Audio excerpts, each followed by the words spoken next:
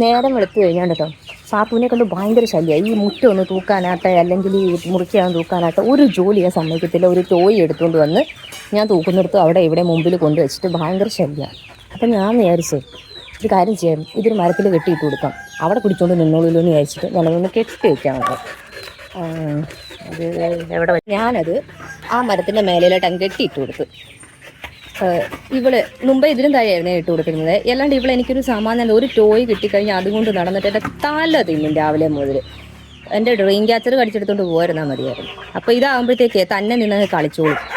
പൊട്ടുമ്പോൾ കൊണ്ടിട്ടാൽ മതി. മുമ്പേ ഇത്തിരി കൂടെ താഴെയായിരുന്നു ഞാൻ മതിലൊക്കെ ചാടി പോകുന്നുണ്ട്. മുമ്പേ ഇത്തിരി കൂടെ താഴെയായിരുന്നു ഞാൻ ഇട്ട് വെച്ചിരുന്നത്. അപ്പം ഇപ്പം അത് പൊട്ടിച്ച് കാരണം ഇത്തിരി കൂടെ മേലെയാക്കി. ഇനി ഇത് പൊട്ടിക്കുമെന്ന് എനിക്ക് അറിഞ്ഞുകൂടാ.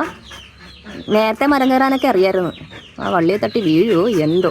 എന്തായാലും എനിക്ക് ഇച്ചിരി സമ്മാനമുണ്ട്. ഈ ഐഡിയ കൊള്ളാം. അതുകൊണ്ട് എനിക്ക് നേരത്തെ തോന്നേണ്ടതായിരുന്നു.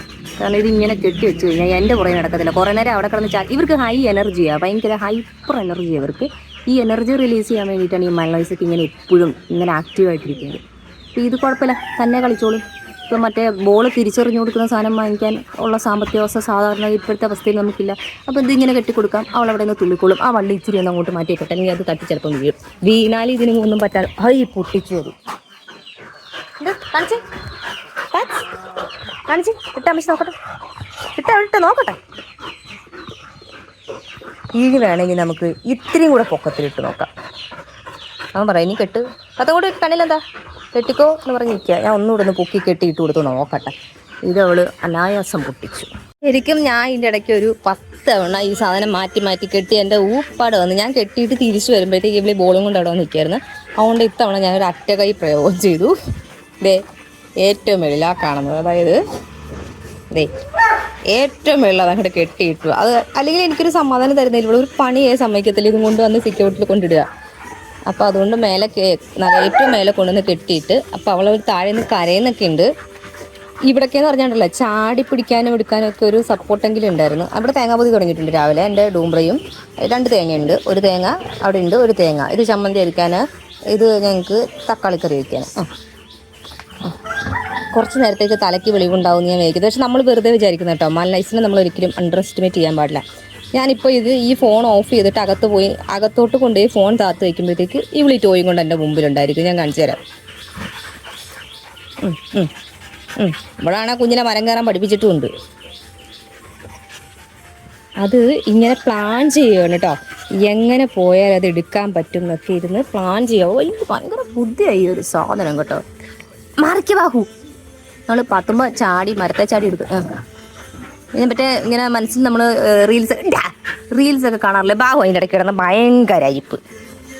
നമ്മൾ റീൽസിലൊക്കെ ഇങ്ങനെ കാണാറില്ല, ഇങ്ങനെ മനസ്സിലിങ്ങനെ കണക്ക് കൂട്ടുന്നത്, പ്ലസ് മൈനസ് അങ്ങനെ ഹരിച്ച് പൂണിച്ചൊക്കെ കണക്ക് കൂട്ടുവാണ് എൻ്റെ പാത്തുമ്പോൾ. എന്തായാലും അവൾ അതും കൊണ്ട് വരുമെന്ന് എനിക്കറിയാം. പിന്നെ അതിന് കിട്ടിയില്ലെങ്കിൽ അവൾ ഇങ്ങോട്ട് വരുത്തൂല്ല, അവിടെ ഇരുന്നോളും. അപ്പം ഞാൻ പോയി എൻ്റെ ബാക്കി പണികൾ ഒതുക്കട്ടെ. അപ്പോൾ ബോൾ കണ്ടില്ലേ, അതേ ഇരിക്കുന്ന ബോൾ. വെള്ളം കുടിക്കുന്നു.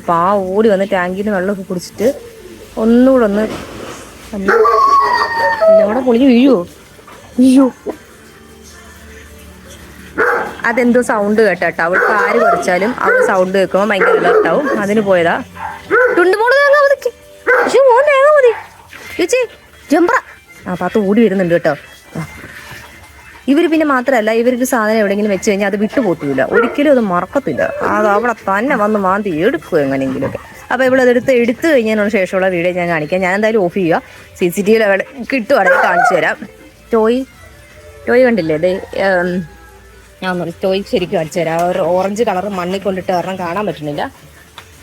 ഈ ആടുന്ന സാധനം കണ്ടോ, അതാണ് ടോയ്. അപ്പം ഞാൻ എൻ്റെ ബാക്കി ഓസോ വന്നു. ജഡാഗഡായ ചന്ദ്രധം ഠഠം ഠഡണ്ടെന്ന് പറഞ്ഞ് ഓസോ വന്നു. അവൻ അത്ര ദൂരത്തെ എന്തായാലും ചാടാൻ പറ്റില്ല. അപ്പം ഓക്കെ, കിട്ടുവാണെങ്കിൽ അറിയിക്കാം.